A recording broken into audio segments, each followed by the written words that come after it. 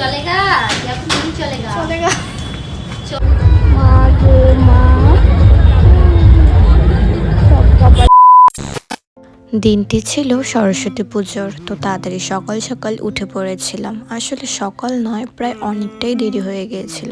তো তারপর তাড়াতাড়ি স্নান করে নিয়েছিলাম। আর সরস্বতী পুজোর সকাল মানেই কিন্তু কনকনে ঠান্ডার মধ্যে কাঁপতে কাঁপতে হলুদ দিয়ে স্নান করতেই হবে। কিন্তু সবাই একটা জিনিস হয়তো লক্ষ্য করেছো, এইবার একদমই ঠান্ডা নেই। যাই হোক, দেখো মা হলুদ বেটে রেখে দিয়েছে, তো সেটা দিয়ে স্নান করেছিলাম। আর এই যে হাতগুলো দেখো পুরো হলুদ হয়ে আছে। তো তারপর পুজো দিয়ে ঘুরতে যাওয়ার জন্য রেডি হয়েছিলাম। আর ওই যে পেছনে মা প্রায় অনেকক্ষণ ধরে বলেই যাচ্ছে, তাড়াতাড়ি বাড়ি আসবি, শাড়িটা ভালো করে সামলাবি, ভালো করে হাঁটবি, আর অনেক অনেক কিছু। তোমার সব কথা ভালো করে মাথায় গুঁজে নিয়ে বেরিয়ে পড়েছিলাম। আজ প্রায় অনেক দিন পর দুই বান্ধবী একসাথে ঘুরতে বেরিয়েছিলাম। আর আজকেরটা প্ল্যান ছাড়াই সাডেন প্ল্যান হয়েছিল। আর সত্যি বলতে সাডেন প্ল্যানগুলোই অনেক ভালো। আগে থেকে প্ল্যান করলে কিছুই হয় না। তো আমরা গিয়েছিলাম আমাদের কলেজ, শিলিগুড়ি কলেজে। এখন তো আমরা ওল্ড স্টুডেন্ট, বাট তবুও সরস্বতী পুজোতে নিজের স্কুল কলেজের পুজো দেখতে যাওয়ার মজাটাই কিন্তু আলাদা। সত্যি খুবই ভালো লাগে।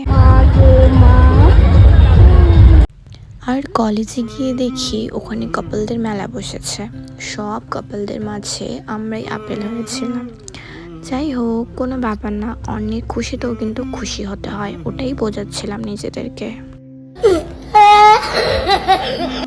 তো এরপর ভিড় ঠেলে কয়েকটা ভিডিও আর ফটো ক্লিক করেছিলাম। তারপর কলেজ থেকে বেরিয়ে একটু খাওয়া দাওয়া করে বাড়ির জন্য বেরিয়ে পড়েছিলাম। আর রাস্তার অবস্থা দেখো, সেদিন অনেকটাই ভিড় ছিল, তাই বাড়ি আসতে অনেকটাই লেট হয়ে গিয়েছিল।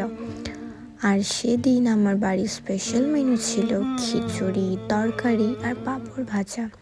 তো বাড়িতে এসে সেটা একটু খেয়ে নিয়েছিলাম। আর এইদিকে দেখো, একটা শুধু ছোট টিপ লাগিয়েছিলাম, তার জন্য ফেসটা একটু সুন্দর লাগছিল বলে টিপটা আর তুলিনি সেদিন, ওভাবেই ঘুমিয়ে পড়েছিলাম।